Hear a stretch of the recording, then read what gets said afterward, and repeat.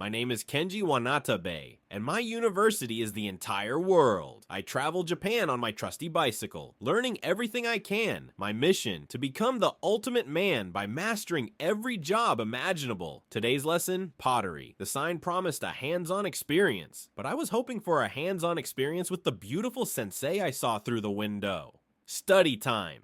The sensei's name was Yumi. She moved with a hypnotic grace, her hands dancing over the spinning clay. "Welcome," she said, her voice smoother than a freshly thrown vase. "Are you ready to get your hands dirty?" My mind short-circuited. Oh, I was ready to get my hands dirty. All right. "I was born ready, sensei. My hands are legendary," I boasted, striking a pose that probably made me look like an idiot. My first lesson was wedging the clay to remove air bubbles. Yumi demonstrated with a firm, rhythmic pressure. "Be one with the clay," she instructed. I grabbed a lump and became one with it. All right, I slammed it, karate chopped it, and put it in a headlock. Clay flew everywhere, splattering the walls, the floor, and a perfect glob landed right on Yumi's cheek. "Nailed it," she sighed, wiping the clay from her face. "Perhaps a more gentle approach," she said, her voice dangerously calm. She stood behind me, placing her hands over mine on the clay. An electric jolt shot through me. Her warmth, her scent. My brain turned to mush. Focus on the pressure," she whispered. Focus! Lady, the only pressure I felt was my blood pressure going through the roof. To truly learn, I needed to observe the master. For educational purposes, of course. I hid behind a shelf, my notebook in hand, studying her perfect form as she worked the wheel. Note number 1, pottery requires intense focus. Note number 2, the curve of a vase is inspired by the curve of its creator. Note number 3, must learn how to tie an apron. Now my pen was smoking. My intense research was interrupted when I leaned too far and knocked over the entire shelf. Pots, vases, and bowls rained down in a symphony of destruction. I ended up in a heap on the floor, wearing a broken pot like a helmet. From the wreckage, I gave Yumi a shaky thumbs up. "Just testing their durability, sensei." They failed. I expected her to explode. Instead, Yumi stared at the chaos, then at me, and burst out laughing. It was a beautiful, genuine laugh that made my heart do a backflip. "You are a disaster, Kenji-san," she giggled, wiping a tear from her eye. "But I haven't had a good laugh in a long time." This was my chance. My punishment was to clean up every last shard. As I swept, I watched her start a new piece. But this time, I saw it differently. I saw the patience in her hands, the years of practice, the love she poured into the spinning clay. I had been so busy chasing the girl, I hadn't respected the artist. After the studio was spotless, I sat at my own wheel. I didn't try to impress her, I just closed my eyes, felt the clay, and tried to listen. It wasn't a masterpiece. It was a wobbly, lopsided little bowl. But when Yumi came over, she smiled. "Not bad for a disaster," she said softly. As I was about to leave, I overheard Yumi on the phone in the back room. Her voice was strained. "I know the rent is late.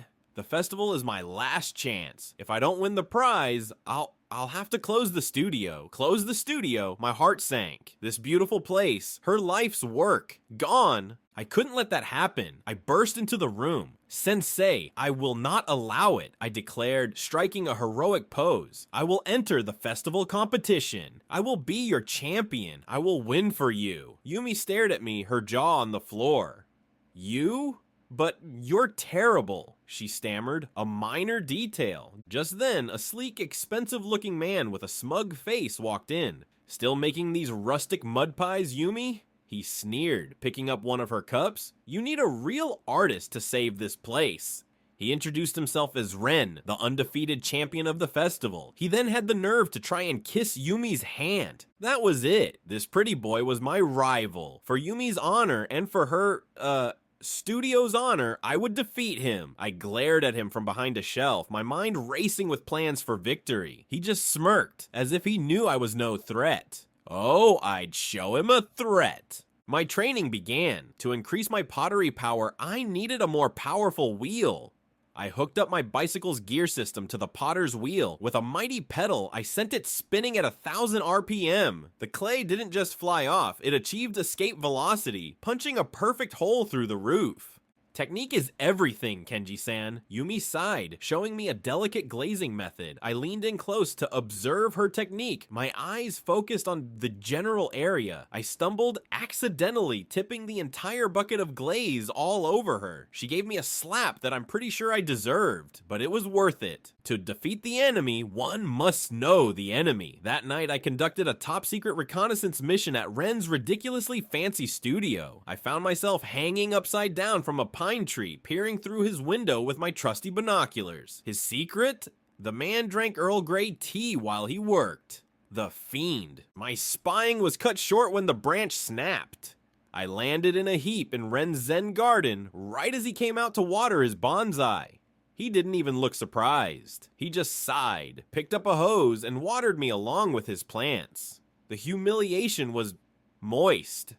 Dejected and dripping, I returned to Yumi's studio. I would create my masterpiece, a tribute to my muse. I began sculpting a magnificent vase in her image, but my hands, still clumsy, betrayed my vision. When Yumi found it, she held up a lumpy, misshapen thing that looked less like a goddess and more like a potato with curves. I braced for her anger, but it never came. She looked from the lumpy vase to the first wobbly bowl I ever made, which she had kept. "You have no skill, Kenji-san," she said, then smiled. "But your work, it has heart. It's loud and messy and foolish. It's you."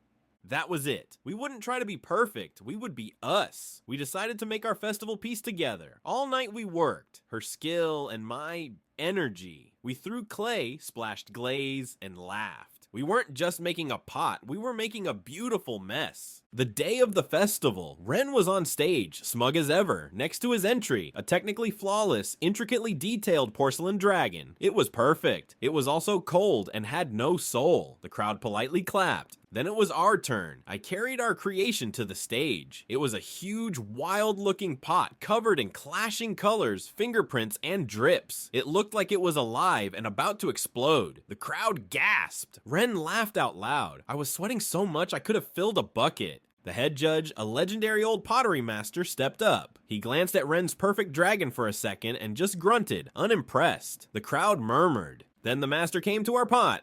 He walked around it, his eyes wide. He touched the rough surface. He felt the wild energy. A huge, toothy grin spread across his face.